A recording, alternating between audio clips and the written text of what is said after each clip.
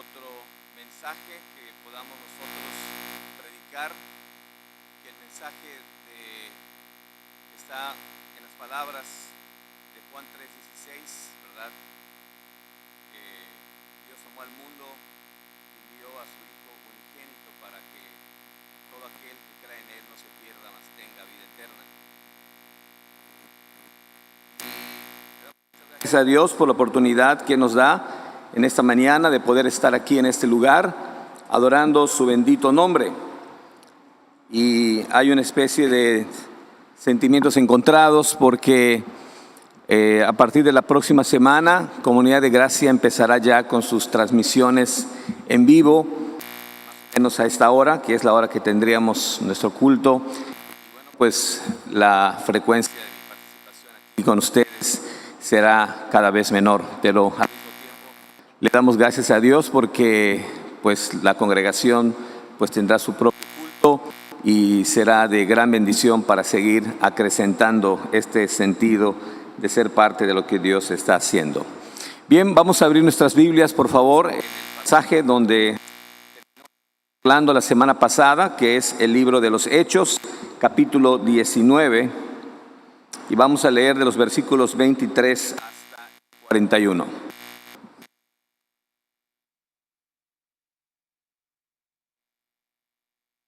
Hechos, capítulo 19, versículos 23 hasta el 41. Voy a darle lectura a esta porción de la Escritura y por favor les ruego que sigan con la vista. Libro de los Hechos, capítulo 19, del versículo 23 hasta el final, que es el versículo 41. Voy a leer de la versión Reina Valera 60, que es la que la mayoría de nosotros tiene, y dice así la santísima palabra del Señor. Hubo por aquel tiempo un disturbio no pequeño acerca del camino, porque un platero llamado Demetrio, que hacía de plata templecillos de Diana, daba no poca ganancia a los artífices, a los cuales, reunidos con los obreros del mismo oficio, dijo: varones, sabéis que de este oficio obtenemos nuestra riqueza, pero veis y oís que este Pablo, no solamente en Éfeso, sino en casi toda Asia, ha apartado a muchas gentes con persuasión, diciendo que no son dioses los que se hacen con las manos. Y no solamente hay peligro de que nuestro negocio venga a desacreditarse, sino también que el templo de la gran diosa Diana sea estimado en nada y comience a ser destruida la majestad de aquella a quien venera toda Asia y el mundo entero.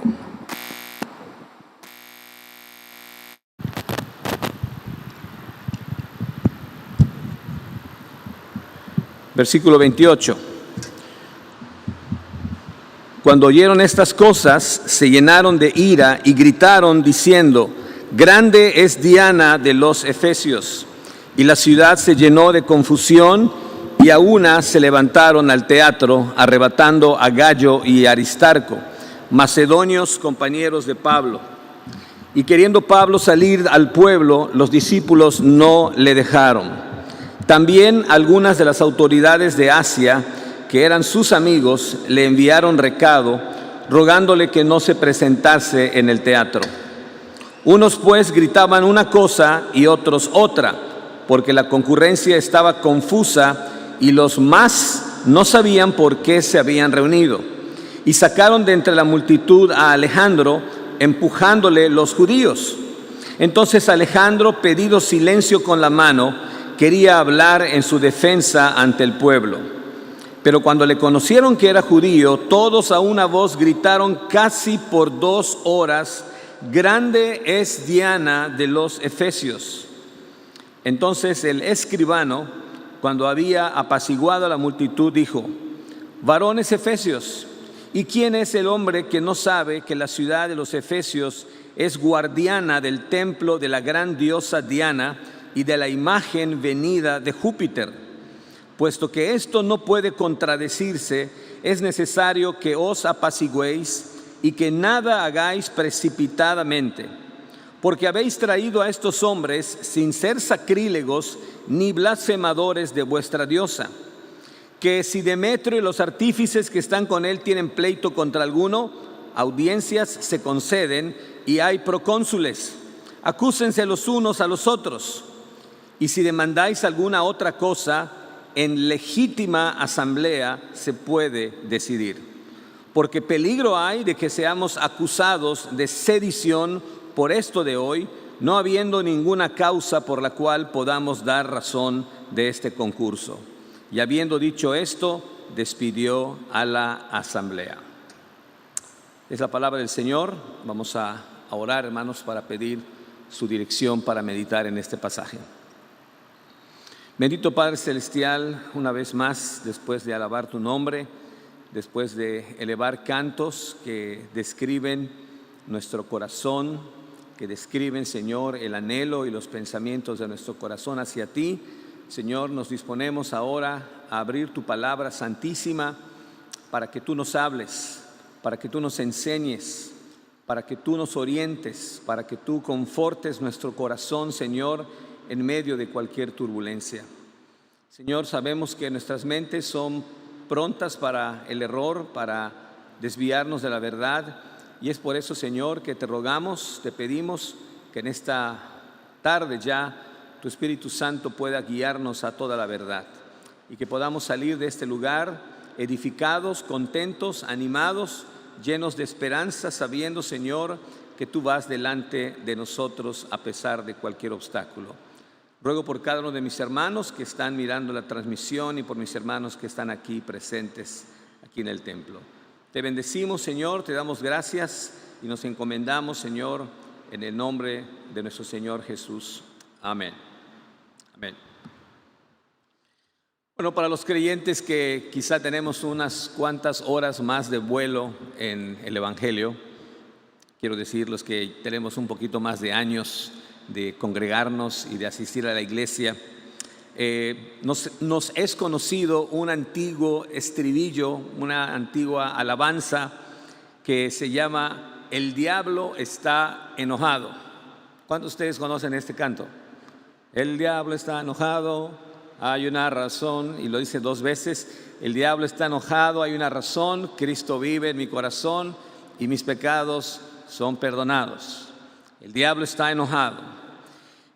Recuerdo que cuando escuché esta alabanza por primera vez en un campamento, fue la primera vez que yo me preguntaba, ¿será correcto que en nuestra alabanza a Dios valga la pena mencionar el nombre del enemigo de nuestras almas? Y bueno, haciendo un poco de investigación, descubrí que hay varios himnos dentro de los himnarios de diferentes denominaciones, incluyendo el nuestro himnario bautista, donde hay varios, no muchos, pero sí varios himnos que contienen la palabra diablo o Satanás. Es más, el famosísimo y el excelso himno Castillo Fuerte es nuestro Dios, al menos en su versión en español, menciona 2 veces la palabra Satanás, aunque no sé alemán, pero hice una comparación en un diccionario comparando el original que se escribió en alemán, y ahí no aparece la palabra diablo, aparece la palabra el enemigo y la palabra demonios. Pero el hecho de que haya ciertos himnos que mencionen a Satanás de alguna manera y lo hagan siempre con la idea de que es un enemigo derrotado, no es entonces algo que esté totalmente prohibido. Por supuesto que el lugar preponderante de nuestra adoración siempre es nuestro grande y Salvador, el Rey Jesús. Pero sí estoy convencido de que el diablo es un ser que está enojado. Estoy convencido de que el diablo es un ser que no lo podemos imaginar como un ser contento o alegre o pacífico. Hermanos, si Jesús y la Escritura se refieren a él como el padre de mentira, se refieren al diablo como ladrón, como asesino, como destructor, como león rugiente, como el ángel de luz que intenta engañar, como el calumniador, calumniador, entonces deberíamos pensar que el diablo es un ser constantemente enojado, un ser constantemente airado, enojado principalmente contra todo aquello que representa la obra de Dios, y más específicamente contra todo aquello que representa el avance incontenible del reino de Dios a través de la proclamación del glorioso evangelio. Es un hecho que Satanás, cuyo significado es adversario, es el enemigo, derrotado, sí, pero al fin y al cabo un enemigo declarado del reino de Dios y por lo tanto enemigo de cada verdadero creyente en Jesucristo en todas las épocas. Satanás siempre ha sido el oponente número uno del pueblo de los redimidos de Dios en esta tierra. Hago mención a todo esto porque el pasaje que nos toca considerar en esta ocasión nos deja ver con mucha claridad ese carácter opositor del diablo en contra del progreso y en contra de la propagación del evangelio, cuando el evangelio es predicado con claridad, cuando el evangelio es predicado con pasión y es predicado con una profunda convicción de su poder, como lo había estado haciendo con toda seguridad el apóstol Pablo en la ciudad de Éfeso durante los 2 últimos años que él estuvo en aquella ciudad. Yo no sé ustedes, pero nunca he estado en medio de un disturbio, en medio de un tumulto, en medio de un motín, y mucho menos he sido el objetivo central de uno de ellos. Pero hay una historia desgarradora, una experiencia terrible del famoso misionero bautista Hudson Taylor, que vivió allí por el siglo XIX, junto con su esposa María, en un poblado ahí en la China, donde ellos fueron misioneros por muchos años. Una turba enojada, una turba que estaba embriagada, atacó la casa de los misioneros y le prendieron fuego, intentaban quemarlos y matarlos. De una manera milagrosa, Dios libra a esta pareja y a sus hijos de lesiones permanentes y de la muerte. Aunque María Taylor, dice la historia, tenía 6 meses de embarazo y para poder salvar la vida tuvo que saltar por la ventana de un segundo piso y así lograr escapar. Lo menciono lo anterior porque nuestro texto nos cuenta la historia de un alboroto, dice Lucas, no pequeño. Una manera muy interesante de decir un gran alboroto, una forma humorística, si ustedes quieren, de describir un tumulto bastante serio, al cual Lucas dice no fue pequeño, que ocurre en la ciudad de Éfeso. Un disturbio que iba dirigido principalmente en contra de Pablo y en contra de la iglesia nueva que acababa de empezar en esa ciudad importante de Asia. Y aunque el apóstol Pablo no estuvo en el centro de la acción, seguramente debió haber sido para él una experiencia inolvidable y una experiencia completamente aterradora. Es posible que sea a esta experiencia a la que él se refirió cuando le escribe a los corintios que él había peleado contra fieras en Éfeso, como lo dice en 1 Corintios capítulo 15, versículo 32. O quizás sea este evento al cual él se refiere cuando siempre a los corintios, pero en la segunda carta, capítulo 1, versículo 8, Pablo dice: hermanos, no queremos que ustedes ignoren nada acerca de los sufrimientos que padecimos en Asia, porque fuimos abrumados de manera extraordinaria y más allá de nuestras fuerzas, de tal modo que hasta perdimos la esperanza de seguir con vida. Es muy probable que este evento que acabamos de leer en el libro de los Hechos sea el evento al cual Pablo se refiere en estos 2 pasajes, donde él dice: hermanos, la vimos muy, pero muy cerca. Estoy seguro que la mayoría de los que estamos aquí jamás nos hemos visto en medio de una severa oposición por causa de nuestra fe en Cristo. Primeramente, Dios, ojalá que esto nunca nos suceda, ¿verdad? Pero no deberíamos sorprendernos si en algún momento alguna persecución nos llegara a ocurrir. Estoy convencido igual que es muy posible que esta popular enseñanza del famoso rapto de la iglesia antes de la tribulación, que está en medio o en la cabeza de muchos cristianos, la idea de que antes de que comience una tribulación, Dios se va a llevar a su pueblo en el famoso rapto, creo que ha hecho que los cristianos den por sentado de manera ingenua que Dios los va a salvar de cualquier persecución seria en los últimos tiempos. Ahora no es el punto determinar si es cierto o no. Lo que sí es verdad es que los cristianos no tenemos ninguna garantía de protección contra la persecución. Yo no sé si los creyentes en Vietnam, en Camboya, en Corea del Norte, en China o en Indonesia, no sé si ellos creen en esa doctrina, pero es un hecho de que estos creyentes, al igual que otros cristianos en el mundo, han sufrido terriblemente persecuciones por causa de su fe. Y nuestro querido y amado México tampoco está exento. Así que necesitamos estar preparados en caso de que llegara a presentarse. Una de las preguntas que yo me estaba haciendo en la semana al estar preparando y al estar leyendo para este sermón era ¿por qué razón el apóstol Lucas, el narrador, incluye este incidente en este libro? ¿Cuál era la intención de Lucas al insertar este tumulto, esta turba en su libro? Bueno, consultando con algunos autores, estoy de acuerdo con uno que dice que lo que Lucas pretendía hacer era defender la fe cristiana como una religión legítima. Defender a la religión cristiana como una religión legítima, o sea, una religión que no estaba en oposición a la ley o al gobierno de Roma. Así que cualquiera que persiguiera a la iglesia cristiana estaba violando la ley romana. Quizá por esa razón Pablo menciona el carácter amable de las autoridades de Asia en favor de Pablo, como dice el versículo 31.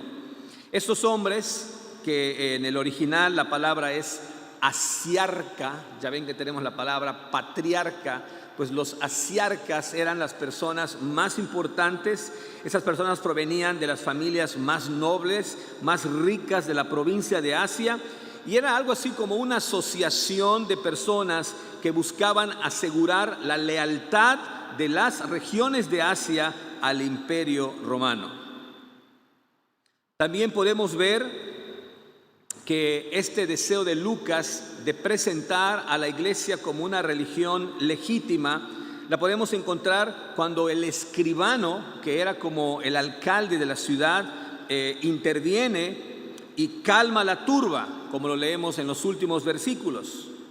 Lo que está haciendo Lucas aquí es demostrar que los cristianos no eran una amenaza para la ciudad o para sus ciudadanos. Pero creo que una segunda razón por la que Lucas incluye este incidente era para mostrar que, espiritualmente hablando, lo único que podía hacer el paganismo contra Pablo y la fe cristiana es oponerse a manera de un berrinche. Lo único que podían hacer los paganos, lo único que podían hacer los enemigos de la cruz de Cristo era simplemente enojarse, oponerse y hacerlo como un berrinche. Los incrédulos sabemos que se oponen al Evangelio porque Satanás ha cegado sus mentes y porque el Evangelio confronta su pecado. La ira de Satanás contra la iglesia es grande, pero al final de cuentas, como dice la alabanza, la iglesia prevalecerá. La providencia soberana de Dios es la que protege a su iglesia, incluso frente a una feroz oposición como la que leímos en este pasaje. En resumen, creo que nuestro texto nos habla de la oposición que enfrenta el Evangelio. Y creo que el pasaje nos muestra de una manera muy sencilla la siguiente lección que quisiera dejarles. La gente se opone al Evangelio porque Satanás los ha cegado y porque el Evangelio confronta su pecado. Sin embargo, Dios gobierna sobre toda oposición a la iglesia. La gente se opone al Evangelio porque Satanás los ha cegado y el Evangelio confronta su pecaminoso estilo de vida. Pero por encima de esto, Dios gobierna sobre toda oposición a su iglesia. El versículo 23, Lucas nos dice que este gran tumulto no era solamente contra Pablo en lo personal, sino el pasaje nos muestra o nos dice que era contra el camino. El camino, versículo 23. El camino era un nombre que se le dio a la iglesia en sus meros inicios. ¿Por qué? Porque el cristianismo es un camino de vida. Y porque también Jesús dijo en Juan 14:6, yo soy el camino, ¿verdad? Entonces, a los primeros creyentes no se les conocía como cristianos originalmente, sino se les conocía como la gente del camino o como la gente del nombre, otro de los términos que se utilizan en el Nuevo Testamento para referirse a la iglesia cristiana.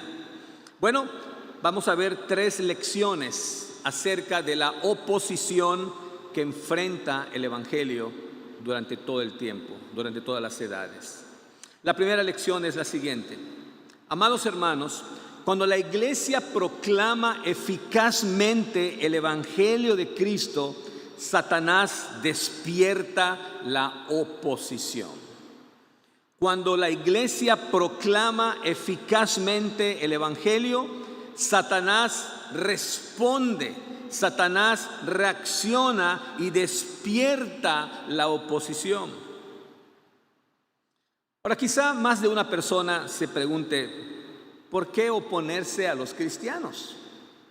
Los cristianos en su mayoría, en términos generales, claro, hay excepciones, son buenos vecinos, son buenos compañeros de trabajo, te ayudan cuando lo necesitas.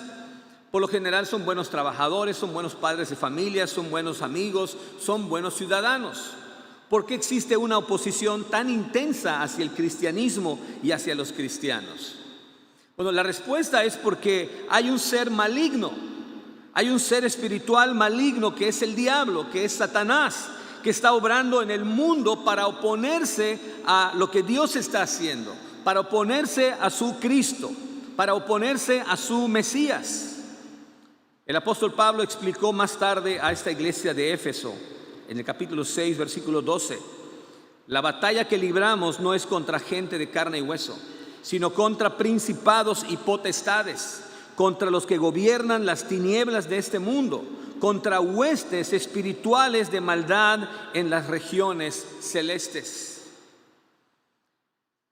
No es ninguna coincidencia que esta turba ocurriera exactamente después de que muchos creyentes en Éfeso hayan confesado sus pecados secretos y hayan demostrado abiertamente su arrepentimiento, trayendo sus libros de hechicería para ser quemados, como lo veíamos en el sermón de la semana pasada, y ustedes pueden leer en los versículos 18 y 19 de este capítulo 19.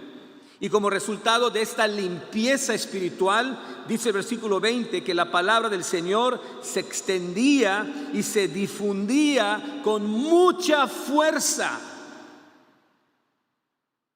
Y donde quiera que haya gente que se arrepiente de sus pecados, donde quiera que haya gente que se arrepienta de sus pecados y la palabra del Señor crezca poderosamente y prevalezca y se expanda, Satanás no se va a quedar sentado tronándose los dedos de las manos en señal de desesperación.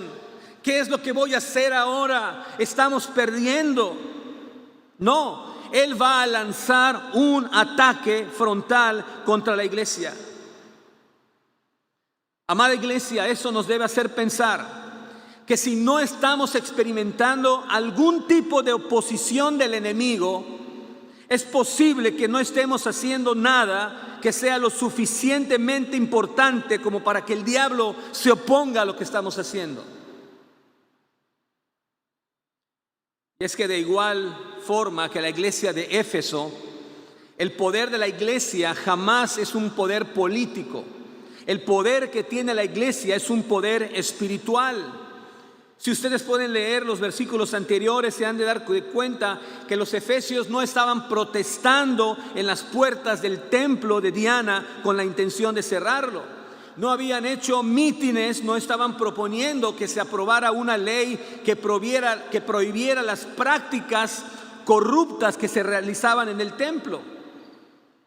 Si eso es lo que hubieran estado haciendo los efesios, el escribano o el alcalde de la ciudad no hubiera hablado tan favorablemente acerca de Gayo y de Aristarco, como leemos en el versículo 37.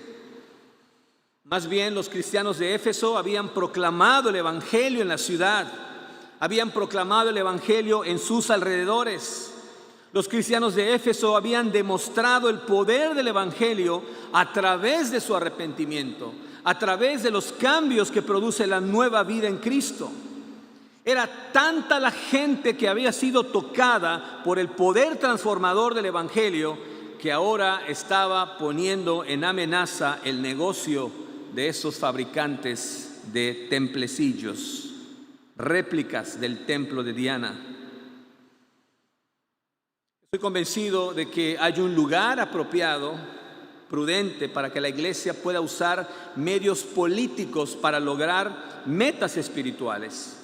En ocasiones Pablo usó su ciudadanía romana para asegurar protección para la iglesia y para él mismo, como leemos en el capítulo 16.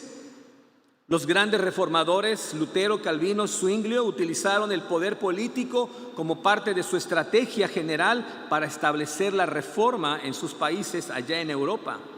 Pero no olvidemos que nuestro enfoque principal debe ser demostrar con nuestras vidas la verdad y el poder del evangelio y proclamar el evangelio con nuestras palabras. Cuando la gente de una cultura empieza a conocer el evangelio y empieza a salvarse, la cultura de ese lugar también empieza a cambiar. Y por ello Satanás no permitirá, o al menos intentará que eso no suceda. Y Satanás no va a permitir que esto suceda sin despertar la oposición.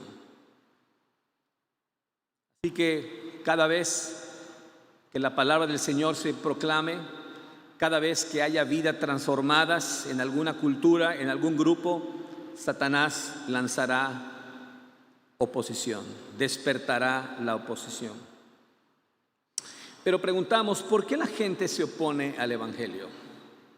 Eso nos lleva a la segunda lección. La gente incrédula se opone al evangelio por dos razones muy simples. En primer lugar, porque el diablo ciega sus mentes para que no les resplandezca la luz del evangelio de Cristo. Pero también estoy seguro que la gente se opone al evangelio porque el evangelio, como la luz de Cristo, exhibe su estilo de vida pecaminoso y eso no le gusta a la gente incrédula. Satanás ciega la mente de los incrédulos que primeramente han rechazado la verdad.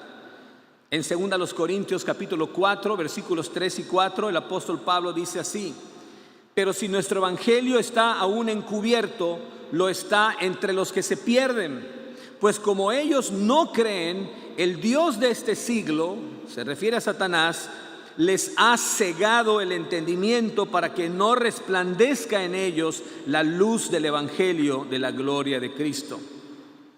Pablo también dice en Colosenses 1:13 que Dios nos ha librado de la potestad o del dominio de las tinieblas. Ahora, junten estos dos versículos. De estos dos versículos podemos concluir que aquellos que no conocen a Cristo no tienen la capacidad de comprender las cosas que son del Espíritu de Dios, porque como dice Pablo, solamente se pueden apreciar espiritualmente. Están cegados por el diablo. De otra forma, ¿cómo es posible que la gente pudiera adorar una grotesca estatua de una mujer llena de senos por todos lados y de animales del campo en las piernas y en los pies? Cuando tengan chance, consulten o googleen, no lo hagan ahorita, cuál era la imagen de esta diosa Diana o Artemisa, que era el nombre en griego. Era una mujer con múltiples senos, ¿verdad? Y llena de animales de caza. ¿De qué otra forma, si no es a través de la ceguera espiritual, personas pudieran rendirle culto a una estatua tan grotesca, tan obscena como la que ellos adoraban? La leyenda dice que Artemisa o Diana había caído del cielo, que había caído del Olimpo, del cielo. Probablemente fue un meteorito que cayó a la tierra que parecía una mujer de múltiples pechos. Y como dice un autor, creo que era tan fea esta estatua que ni en el cielo mismo la querían y la sacaron como se saca la basura. Al ver esta estatua o al ver este meteorito o este meteorito con forma de mujer con muchos senos, la gente supersticiosa pensaba que debía ser el símbolo de la fertilidad. Y como cayó afuera de la ciudad de Éfeso, pensaron que era la diosa de la caza de animales. Así que Diana era símbolo de fertilidad y era la diosa de la cacería. Por eso las mujeres la invocaban a ella para ayudarlas a la hora del parto. Por un momento quiero que piensen o recuerden que el templo de Diana en Éfeso es considerada como una de las 7 maravillas del mundo antiguo. Si ustedes compraron en alguna ocasión su diccionario Academia, que venía en blanco y negro, en la parte de en medio venían las 7 maravillas del mundo antiguo. Una de ellas eran los jardines colgantes de Babilonia, otro de ellos era el templo del Coloso de Rodas, otro eran las pirámides de Egipto y otro era el templo de Artemisa, era el templo de Diana. Es el mismo templo del que está hablando este pasaje. Este templo era sostenido por unas 127 columnas y cada columna medía más o menos 18 metros de altura. Calculemos la altura que hay del piso al techo y multiplíquenlo por 2. De ese tamaño, más o menos, eran las columnas que sostenían este majestuoso templo. Mucha gente acudía de todo el imperio para venir a reconocer y para venir a venerar a Diana. Este templo era el guardián por excelencia de esta diosa pagana. Según un diccionario bíblico, las muchachas que trabajaban en el templo como sacerdotisas, que en realidad eran prostitutas, se vestían con minifaldas con un pecho descubierto. Había un festival anual en honor a Diana, algo muy parecido como todo el desenfreno que ocurre en las festividades del carnaval en Río de Janeiro, Brasil, lo cual atraía una gran cantidad de negocios a la zona, incluido los compradores de estas pequeñas estatuas del templo con Diana en el centro. Seguramente los plateros, el gremio de plateros dirigido por Demetrio, habían oído hablar y probablemente tuvieron evidencia de los muchos milagros que Dios había estado haciendo a través del ministerio de Pablo en Éfeso, como leemos en el versículo 11. Cualquier persona normal podría pensar que ante semejantes muestras del poder de Dios, estos hombres se hubieran detenido y hubieran considerado si el mensaje que estaba predicando Pablo podría ser verdaderamente de Dios, para que ellos se detuvieran, para que ellos consideraran si el mensaje de Pablo era un mensaje verdadero. Cualquiera que hubiera estado en Éfeso en los días de Pablo, viendo los milagros, viendo la transformación de mucha gente, debió haberse preguntado: ¿será cierto eso? Vamos a escuchar qué dice Pablo, vamos a escuchar ese mensaje. Pero aquí vemos cómo el pecado y Satanás habían dejado ciegas a estas personas para que no lo entendieran. Demetrio y los plateros no se dieron cuenta de que dijeron una grandísima verdad cuando mencionaron que Pablo enseñaba que los dioses hechos de mano no son dioses en lo absoluto. Ellos mismos lo dijeron. Ellos entendieron el mensaje que Pablo estaba diciendo. Una verdad bastante evidente, pero que Satanás les impidió entender porque él había cegado sus mentes. Hermanos, cuando hablamos con la gente sobre Cristo, debemos ser lo más claros posible, por supuesto. Debemos ser lógicos, debemos ser persuasivos. Pero la realidad última es que si la luz del Evangelio no brilla en el corazón de la persona, ella jamás responderá favorablemente a las demandas del Evangelio. Al margen de la gracia iluminadora del poder de Dios, intentar que un incrédulo entienda el Evangelio es como intentar que un ciego aprecie los detalles de un cuadro hermoso. Simplemente no lo puede ver. Sus ojos no han sido abiertos. Por eso debemos depender de la oración para que Dios les conceda la vista a los ciegos. Pero la gente se opone al Evangelio también porque el Evangelio confronta su estilo de vida. El Evangelio exhibe el estilo de vida pecaminoso de los incrédulos. No solo es el mensaje del Evangelio, sino también las vidas de aquellos que están creyendo en el Evangelio confrontan al pecador con su pecado. El mensaje de salvación siempre confronta a las personas con su pecado, porque si las personas no son pecadoras, entonces no tienen necesidad de un Salvador. Un disque evangelio que no presenta a Jesús como aquel que viene a perdonar nuestros pecados y simplemente es un Jesús que es el camino hacia una vida más feliz, evadiendo el problema del pecado, no es ningún tipo de evangelio. Es un evangelio falso que debemos rechazar tajantemente. La Biblia claramente nos acusa a todos. Todos pecaron y están destituidos de la gloria de Dios. Es posible que algunos pecadores pueden ser mejores que otros, pero la realidad es que ninguno de los pecadores ha obedecido las santas normas de Dios. En nuestros pensamientos, en nuestras palabras, en nuestros hechos, nos hemos rebelado repetidamente contra aquel que es nuestro legítimo Señor. No le hemos amado con todo nuestro ser como Él se merece. Creo que otra lección básica de evangelismo es que antes de que la gente pueda apreciar y pueda responder a las buenas nuevas de que Cristo murió por los pecadores y que Él ofrece el perdón y la vida eterna como un regalo gratuito, primero deben escuchar las malas noticias acerca de su pecado. Pero dije que no solo el mensaje del Evangelio confronta a los pecadores, también lo hacen las vidas de aquellos que han creído el Evangelio. Si todos están en la oscuridad y alguien entra con una lámpara, ¿verdad? Y exhibe las malas acciones, todo el mundo se va a enojar.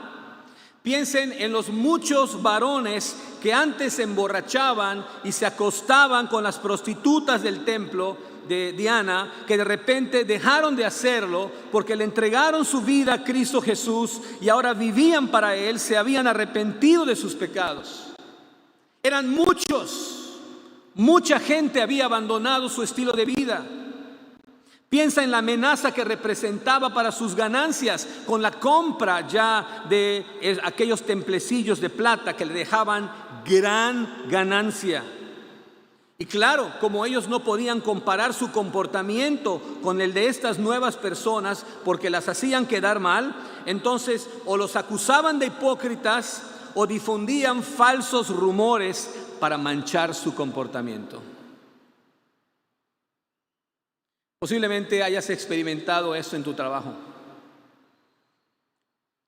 Quizá no mientes, haces un buen trabajo, no haces trampa, trabajas limpio, eres decente, honesto, llegas a tiempo, cumples con tus deberes. Y eso hace que tus demás compañeros que llegan tarde, que hacen tranzas, se vean mal y por eso te atacan, por eso te desprecian, por eso chismen. Demetrio el líder de los plateros y sus compañeros de trabajo debieron haberse preguntado: ¿será verdadero el mensaje que Pablo y otros están proclamando? Porque si esto es verdad, estamos ante un grande problema con el creador del universo. Porque no solamente hemos estado adorando a este tonto ídolo, sino hemos estado ayudando a miles de personas a hacer lo mismo. Ellos debieron haber pensado que si el mensaje de Pablo era verdadero, ellos necesitaban encontrar otro tipo de trabajo. Pero como Pablo razona en Romanos 1, del 18 en adelante, los hombres incrédulos detienen o reprimen la verdad con injusticia. ¿Y terminan en dónde?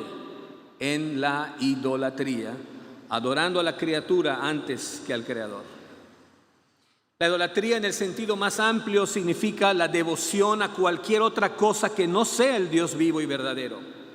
Con mucha frecuencia en el Antiguo Testamento la idolatría significa el uso de estatuas, el uso de imágenes, que es un pecado que prohíbe tajantemente el segundo mandamiento, Éxodo 24. Incluso el afirmar que alguien usa objetos físicos como ayudas para adorar, como lo hacen los católicos romanos y los católicos ortodoxos, también es participar de la idolatría. Israel había afirmado que el becerro de oro que habían construido era solo un objeto para ayudarlos a adorar al Dios que los sacó de Egipto, pero claramente habían estado participando en la idolatría. Orar a las estatuas o a cuadros de Jesús o a María o a los santos, o colocarlos en sus casas o en sus patios con la esperanza de que los protejan de cualquier daño, es participar de la idolatría.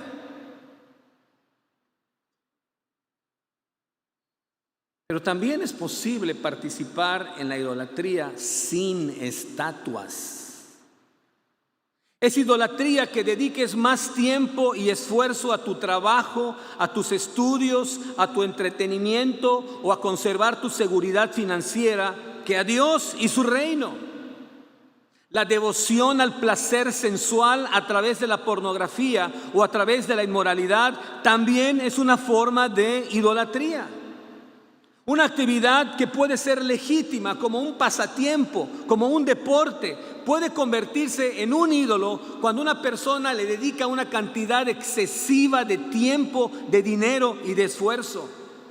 Amados hermanos y amigos, sentarse frente a un televisor o frente a una pantalla durante 2 horas o más todos los días, o jugar juegos tontos de computadoras durante horas, pero no tener tiempo para estar con el Dios vivo y servirle, amigos y hermanos, esto es idolatría.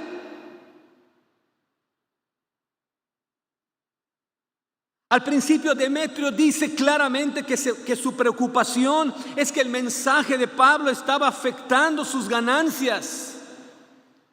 Luego en el versículo 27 corrige un poquito esta perspectiva muy egoísta cuando dice que toda su forma de vida que había sido construida alrededor del famoso templo de Artemisa estaba en peligro. Él estaba diciendo: si la gente deja de acudir en masas al templo, eso va a afectar y va a perturbar a toda la sociedad de Éfeso. Él estaba suponiendo que toda la economía se vería afectada. Los hoteles, los restaurantes perderían grandes cantidades de dinero. Los comerciantes que vendían productos a los turistas se verían perjudicados, y las costumbres y los festivales familiares asociados con el culto a Diana llegarían al fin. Incluso la gran diosa a la que adoraba el mundo entero sería destronada de su magnificencia. Es como si alguien empezara a predicar y miles de personas empezaran a creer que las ruinas de Chichén Itzá jamás fueron construidas por los mayas, sino fueron construidas hace unos 120 atrás y luego se inventó una gran leyenda. ¿Cómo reaccionaría toda la gente que vive en sus alrededores? Esto hizo que el gremio platero se encendiera en una rabia irracional. El pasaje dice que de camino al famoso teatro que existe hasta el día de hoy, con una capacidad para 24,000 personas sentadas, imagínense, el teatro estaba lleno de una turba enardecida. Agarraron a 2 compañeros de Pablo, Gayo y Aristarco, ¿verdad? Y solamente por la providencia de Dios se salvaron de la muerte. Pablo quería ir allí. Pablo estaba deseoso. Yo quiero, imagínense, 24,000 personas listos para escuchar el mensaje de salvación. Si Pablo hubiera logrado pararse de frente en el teatro para hablar como lo quería hacer, seguramente había sido asesinado por la turba.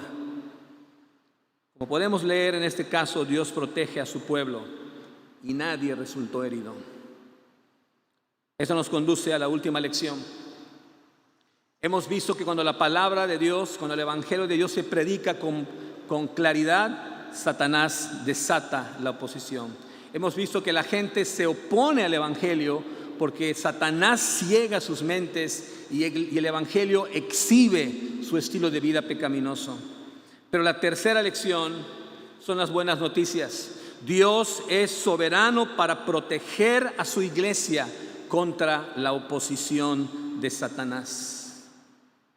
Dios es soberano para proteger a su iglesia contra la oposición de Satanás. Sabemos que la iglesia prevalecerá. Sabemos que Dios protege soberanamente a su iglesia. Y amados hermanos, esto es verdad incluso en situaciones cuando los misioneros y demás siervos de Dios han sido asesinados por su fe. Satanás tiene algo así como una correa y solo puede llegar hasta donde Dios se lo permite. Dios está por encima de todo ataque feroz de Satanás. Como sabemos, en ocasiones anteriores, Pablo fue apedreado, fue golpeado, pero aquí se salvó. Pero pase lo que pase, siempre podemos saber que Dios nunca duerme cuando se trata de velar por sus siervos. Su cuidado y su dirección providenciales están sobre nosotros, incluso cuando el enemigo nos ataca ferozmente. En medio de la turba que leemos en el pasaje, vemos la protección providencial de Dios para Pablo y para los demás creyentes. Si hubiera sido por Pablo, si no lo hubieran detenido, él se habría aventado al escenario y hubiera tratado de hablarle a la turba rebelde. Lo habría visto como una oportunidad genial para predicar el evangelio a miles de personas al mismo tiempo. Pero seguramente lo habrían visto como el cabecilla y la mafia lo habría matado en muy poco tiempo. Ahora, si ustedes leen unos capítulos más adelante, en el capítulo 21, vamos a leer que se le advierte a Pablo de una manera especial que él iba a ser encarcelado si iba a Jerusalén y sus amigos. Sus amigos le ruegan que no vaya, pero él no hace caso y va de todos modos. Pero aquí vemos que Pablo sí escucha su advertencia. ¿Por qué escuchó aquí, pero no allí? Quizá fue porque vino una advertencia de manera providencial de sus amigos. Versículo 31, los oficiales de gobierno. La palabra en el original griego es la palabra asiarca.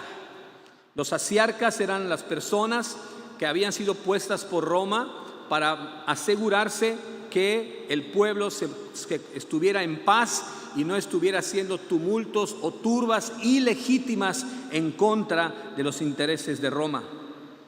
Qué interesante que Pablo tuviera una buena relación con estos hombres influyentes, aunque no eran creyentes.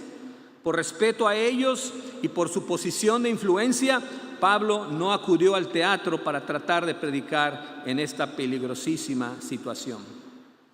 Lucas incluye además un detalle un tanto oscuro acerca de un hombre llamado Alejandro para mostrar que Pablo no habría tenido éxito si él hubiera querido ir a hablarle a la audiencia que estaba embravecida. Posiblemente los judíos lanzaron a Alejandro, los judíos incrédulos, lanzaron a Alejandro al ruedo para poderse deslindar de los cristianos. Como ustedes saben, los judíos tampoco adoraban imágenes. Y la turba pensaba que Pablo y la iglesia de Éfeso, junto con los judíos, se habían asociado para ir en contra de las prácticas paganas. Así que los judíos querían decir, no, nosotros no tenemos nada que ver con Pablo. Así que mandaron a Alejandro para que él pudiera hablar en nombre de los judíos. pero cuando la turba se dio cuenta de que Alejandro era judío, no lo dejaron hablar y durante 2 horas estuvieron gritando: grande es Diana de los Efesios, grande es Diana de los Efesios. La turba estaba enardecida. Finalmente Dios protegió a Pablo y a la iglesia de Éfeso a través de las sabias palabras del escribano o del alcalde de la ciudad. Él era el que tendría que responderle a Roma por este motín. Y Dios lo usó para asegurarle a la multitud que la grandeza de Diana, la magnificencia de Diana no estaba en peligro. Y que esos 2 hombres, Aristarco y Gallo, no habían sido culpables de robar o de blasfemar a su diosa. Este hombre les recuerda las vías judiciales que habían si ellos tenían alguna queja, y también les advirtió de las consecuencias si Roma los acusaba de una reunión ilegal, de una asamblea ilegal. Lo que estaba ocurriendo en ese momento era exactamente eso, una asamblea ilegal. Por eso el escribano lo que hizo fue despedir a la multitud. Señoras y señores, aquí no hay nada que hacer, cada quien váyase a su casa. Es interesante que Lucas dice que en medio de esta turba habían personas que decían una cosa y otras decían otra, y muchas no sabían por qué estaban ahí, ¿verdad?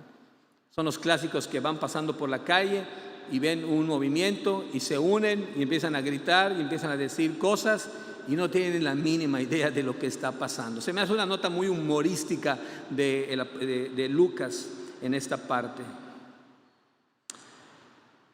Un hombre dijo una vez que los primeros discípulos de Cristo eran completamente valientes, tremendamente felices, pero constantemente estaban en problemas. Qué manera interesante de referirse a los primeros cristianos. Completamente valientes, tremendamente felices, pero constantemente en problemas. Creo que esta historia me hace pensar y nos debería hacernos pensar: ¿estamos haciendo algo lo suficientemente importante en nombre del reino de Dios como para despertar la oposición del enemigo?